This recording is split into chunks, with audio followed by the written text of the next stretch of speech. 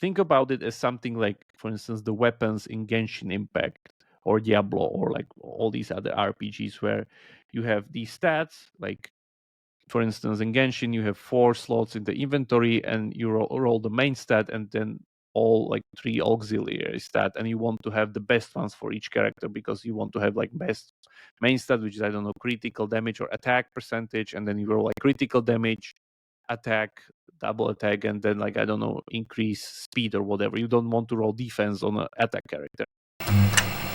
It's 4 a.m. and we're rolling the dice. Mate drops knowledge made of gold and ice. Felix with ads making those coins rise. Jack up designs, worlds chasing the sky. We're the 2.5 gamers, the midnight crew. Talking UA adverts and game design too. Mate, Felix, Shaka bringing the insight. We're rocking those vibes till the early daylight. Mate, UA, master eyes on the prize. Tracking data through the cyberspace skies. Felix stacks dollars like a wizard in disguise. Jacob's crafted realms lift us to the highs. 2.5 gamers talking smack. Slow hockey stick, got your back. Ads are beautiful, they light the way. Click it fast, don't delay.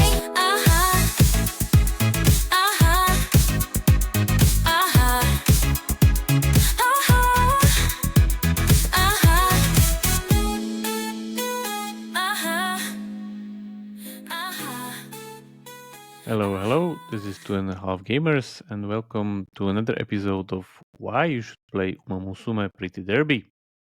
Just kidding. But anyway, I've been playing this game for quite a intensive time, I would say, from the launch. We already covered it on a full episode on the channel, which was pretty popular. And yeah, I want to talk a little bit deeper regarding their roguelite system, why I think it's the best in class system regarding all roguelite system on the market, why it's so good, how does it compare to other pretty much games that are there in the category, and yeah, talk a little bit talk a little bit more why I think it will be copied eventually because it's just so good. So let's start. Why are we also talking about this game?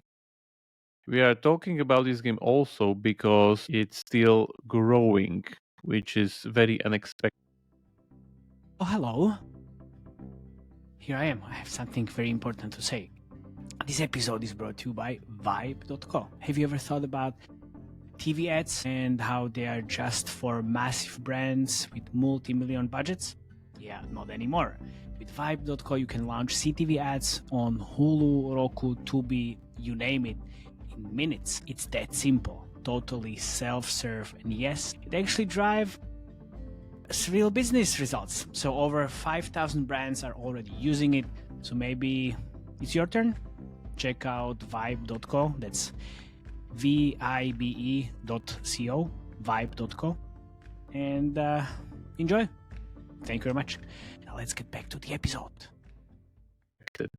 So even if you look at Steam numbers right here, you can see that from the launch, it went just up and it still goes around like 50k CCU. If you look at the charts right here, this is the full chart of the whole game. I mean, like also Japanese versions. So you can see here that revenue is pretty much increased a lot from something like 50k baseline to like 500k a day. This is the whole, pretty much all of the app versions. And if we go only into the, like if you filter by the English versions, you can see that the revenue is actually scaling up. It's already, sorry, this is downloads. Revenue is right here. Yeah, so this is revenue which went to 400 on July 10, somewhere there. And even though it looks like, wait a second, it's going down. It won't go down, trust me. It will just go up because just today there's gonna be banner or like new gacha pool released with Kita-san Black, which is pretty much the best card in the game, and everybody's gonna go bananas on it.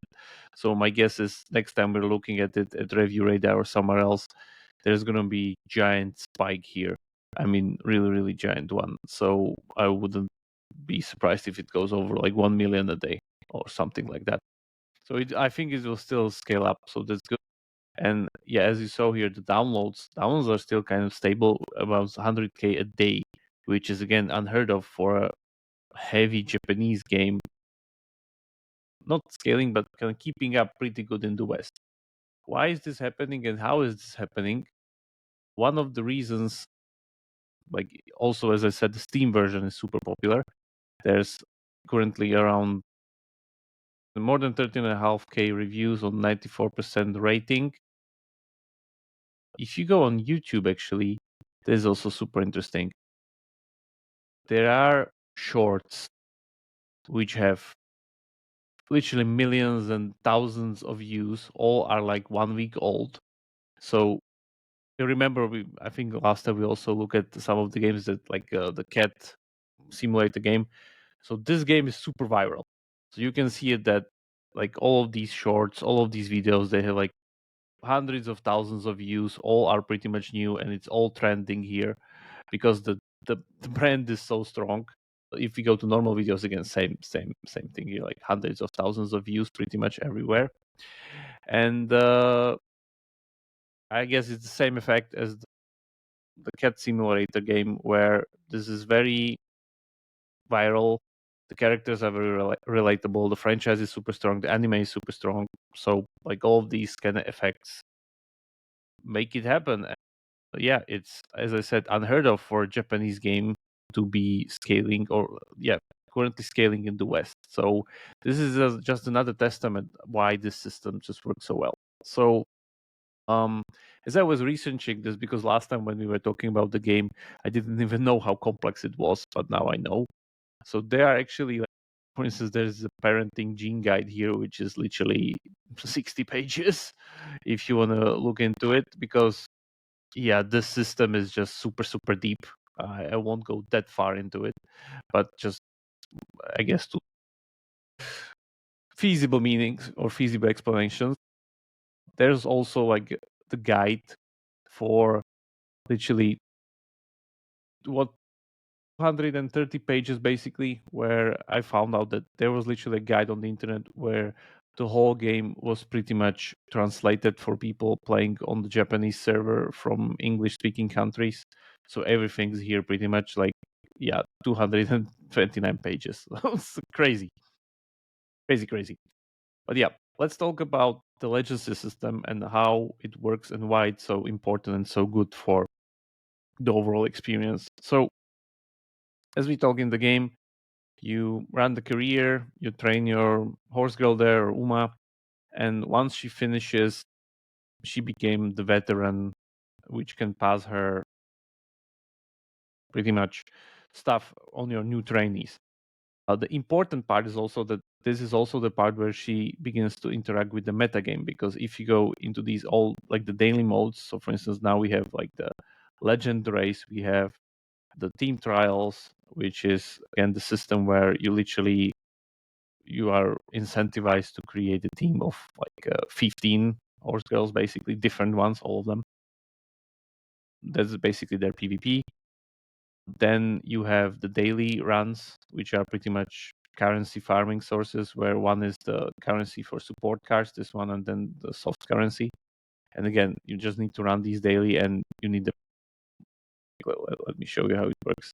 So we go here, we pick up one of the veterans, for instance, my strongest one here, and we kind of use it during the metagame progressions, which is the dailies, all these other things. By the way, it's very comfy because you can just skip the whole race if you already want it. So yeah, she's first, of course. There we go. So yeah, so that's there. So it just begins with this whole thing. So how does this system work? How what's the creation and how you can get all of this? So the thing is that when you start a new run, you choose those two parents. Those are pretty much described here. So you choose legacy number 1 and legacy number 2. And you not only are choosing the parents, like the first generation parents, the second generation of their parents, basically. And all of these veteran, pretty much images or like captures of your runs are passing their benefits to your main trainee. So how does it work? You see here, for instance, this is like a new, as you are setting up, you pass direct stats on your main stats and then affinities towards your track distance style. So basically parameters get passed and increased. It's like pretty simple. Nothing really to it. But how do we get these parameters and how does it work? So during the game, there are these inspiration events, which are basically stat rolls where 2 times during the run you roll a dice basically and it gives you parameters based on the dices that these umas bring in. Very, very clean and simple design. It basically increases your stats and you have a chance to increase them better, so on and so forth. The other thing is that you need to select characters which are compatible with your kind of trainee. So like the parents, the legacies, when you're selecting those, for instance, if we go here into my current run, you see here that I selected Vodka with Diva Scarlet and Super Creek, and then Opera with Mayano Top Gun and Symbol Rudolph. So why I selected those and why these has higher affinities, because she's a mild to medium runner that is a pace and late chaser. And if I go here, you see that these would have pretty much the same stats. So you want to select, like, imagine it that you would be pretty much selected like fire Pokemon on fire Pokemon because they have close affinity. So that's basically what this about. But much more complex because their system, as I said, is a little bit more complex than your usual Pokemon thing. So you need to take that into consideration. Once you take that into consideration, then comes the Spark system. And the Spark system is the whole beauty of it and why this is so good and why I think this will be copied eventually because it's just so good. So Spark system is pretty much, it determines the benefits that you get, like these inheritance benefits at the end of each run. So let's say I finish this run and she gets some sparks. Like let's look at, for instance, the sparks of those parents. So there's a blue spark, there's a pink spark, and there's the white spark. So there's 3 types of sparks, basically. Actually 4. There's also green sparks. So let's take this one. For instance, this is a pretty strong run and pretty strong parent now because she has 3 stars in speed, which means there's a direct stat boost to speed once you select her as your parent, which will give you, I think, 40 speed or something like that with 3 stars. Where is it? Yeah, with 21 per stat. Yeah, so that's super good. How do you even get this? So you get this by completing the run. And this is again a genius system. So there's a chance for you to even get these sparks. So first there are rolls for the actual stats. So if it's stamina, if it's power, if it's guts, or like each of these important stats that my trainee has here, like speed, stamina, power, guts, and wit, each responsible for different part of the gameplay, or basically triggers. And as you see here, what blue spark you'll get is calculated this way. The type is chosen at random, and then your final value, like the star, depends on how much of a big stat you achieve during your run. So if, let's say, I achieve speed of over 1,100, I have a 10% chance if I roll speed to get a 3-star speed. You see how this is super random in the end, and it takes so much runs to can achieve this perfect parent. And this is just one stat. This is the base one. Then we have the pink stat, which actually you can't even control, or there's no even like the parameters that you upgrade there doesn't even matter. The pink spark stat is just random based on the affinities. And affinities, there are 3 affinities: the surface, the distance, and the style of running. And it rolls one of these. And again, depends on the affinity you get a random either 1-star or 3-star. And as it's written here, it doesn't even matter if your runner kind of loses or your run gets, she basically never wins, whatever. it can still roll. Sorry, 3-star. And then we have Green Spark. And Green Spark is pretty much the transition of the special ability of the runner. So let's say my runner here, she has her signature skill called Triumphant Pulse. And if I want to give this skill to a different Uma or a horse girl, she needs to pretty much, the green spark will only appear if the legacy rarity is at least 3 stars. So she needs to train this to 3 star, which means getting fans, pretty much meaning being successful during the run.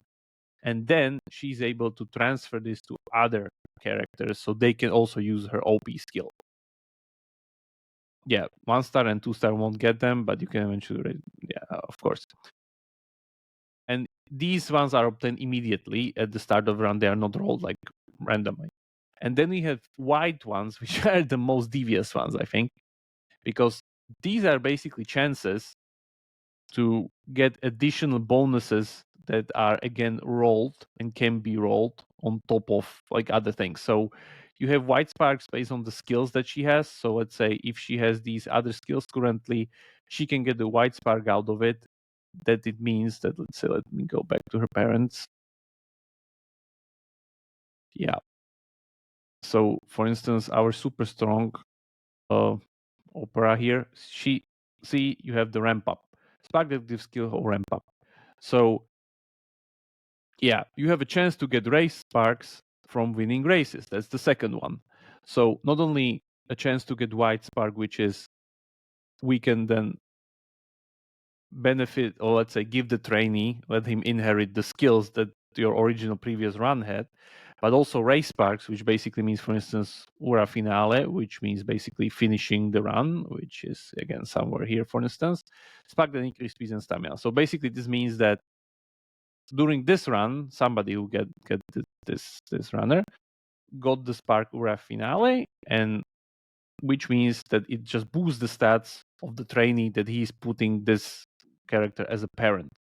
And it's random because at the end of every career, every normal rarity skill, victorious G1 race, and career itself have 20% chance of generating a white spark.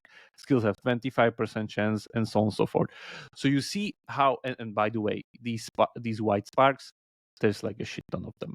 And I mean, like every single race have one, plus on top of it, the scenarios, like the final ones, that like once you finish the training. So you see now how many different combinations for perfection the game offers for you to be pretty much farming for the perfect parents in order to get the best run.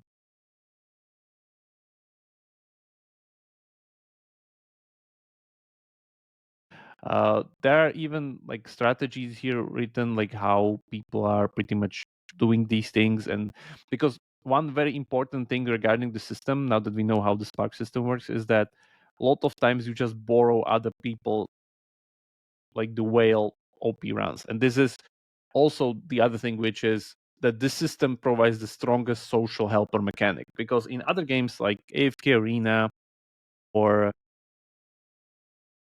I don't know what was, I don't think so. You can do Monster Strike had that, or pretty much a lot of Asian games where you can borrow a friend's character for a day. That's great, and you can do it during one level, one or something. Here you can borrow 3 parents from other players a day, but you see how much more impactful these are compared to just one character out of 6 or out of 5 during your level run. Like this literally gives you so much advantage if you're pretty much friends with some very big whale or pretty much a seasoned player that has some of these parents, like for instance this one that I borrowed here. It takes so much time to create this parent. So the social helper mechanic during the system is just much more prominent, much more impactful. The other thing is, as you see here, is that spark farming, and this is basically the end game of it, where you try to create and slowly kind of work your way through of getting, let's say, the baseline of the blue sparks, then the pink sparks, and like you slowly pretty much genetically try to create better and better characters, because you can start create the character that you have the best parents that as you can get, you create better parents, so on and so forth, and you switch those parents up with the better ones that you just created. Also, a disclaimer, if let's say these Umas are here as the parents, I cannot use those as the trainee. So for instance, my strongest parent that I have here, Oguri, I cannot use her to be her own parent, so I need to use a different horse girl. So that's also kind of great because again incentivizes you to have a lot of them trained in your collection. There's even a system here designed like which was done on Japanese server on these loops, like where you just going 4 characters in a loop to create this kind of a best system. So that's there. But anyway, you see, and what I'm getting here is that this offers literally nearly unlimited possibilities on creating and achieving the perfect combination. Think about it as something like, for instance, the weapons in Genshin Impact or Diablo or like all these other RPGs where you have these stats like, for instance, in Genshin, you have 4 slots in the inventory, and you roll the main stat, and then the all like 3 auxiliary stat, and you want to have the best ones for each character because you want to have like best main stat, which is I don't know critical damage or attack percentage, and then you roll like critical damage, attack, double attack, and then like I don't know increase speed or whatever. You don't want to roll defense on an attack character, and again, so many combinations are there for the gear. So they're doing pretty much the same thing as that gear, but on steroids. So that's amazing. The other thing, which is again quite important, and I think not really a lot of people are talking about it, is that they don't have levels. And just think about it. When you have stuff like Survivor IO or any other hobby game or roguelike game, their content is fed through levels. So you go from level 1, level 2, level 3, so on and so forth. They scale it by HP and damage, still need to create a lot of content, so on, a lot of progression layers. They add more and more of these like artifacts, weapons, whatever. Like you just increase more HP and damage. These guys don't do it that way. They don't scale levels. They don't even need to create new content because each of these horse girls have their own, they have their own pretty much goals they need to achieve. Like you see here, like these are the races that she needs to clear, and each of the horse girls have their own. And we are still racing the same Ura finale pretty much track. So there's, and during the updates, nothing's going to change. Like more horse girls going to be added with their own things, and the races that they kind of created, those are just parameters, nothing else. Like it's super simple to create. So if I go here, you see these races. So it's about like it's the distance, is the property of the surface, property of the distance, and that's it. And how many fans you get, the name, a little bit of like recycled visual, and that's it. So that's their content pipeline. They pretty much don't need to create any content for this. So this is amazing because this is also why the system works so well, because during each run, the randomness and the combinations in your decisions are responsible for the replayability factor. Why it's so good, because even if I, for instance, training gear or whatever something doing, you see how much randomness is thrown into the machine. Because, for instance, each of these trainings, like if I would have a little bit more spent up energy, like for instance, let's spend up here. There's a percentage chance that the training will actually, not yet, one more, but there will be basically a percentage chance the training will fail, which will again put me against the decision with like a risk reward scenario. Yeah, so 28% fail. Do I risk it or do I lose a turn and rest? Which means if I do it, she'll need to race immediately because that was like end of her goal.